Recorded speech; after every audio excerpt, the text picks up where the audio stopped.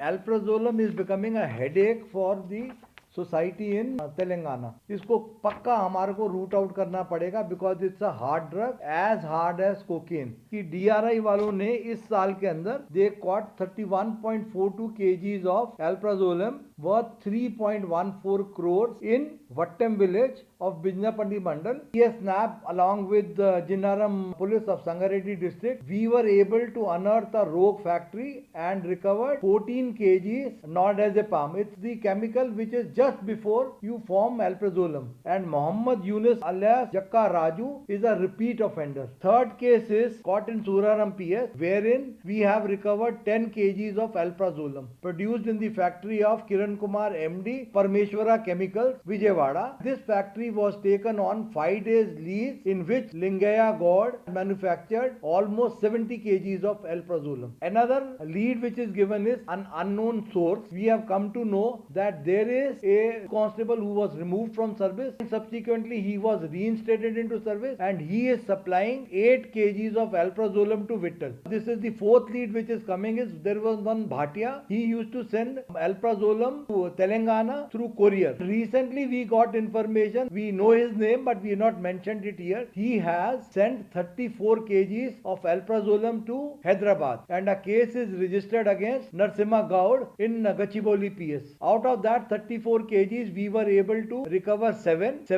kgs went to people in Shadnagar and 10 kgs went to Ramesh excise PC of Kamareddy. So now I have brought two cases in which they are not taking mamuls but they are entering into this illegal trade. They are not taking pakka strong action. So my request to all the uniformed service and also other departments, please help us to control this illegal trade of alprazolam. Is very addictive. If you talk to the family members of the people who are addicted to alprazolam, you will know what agony it brings to that family member. Honorable CM sir and the government wants from TS-NAB and all the other departments able to achieve our objective.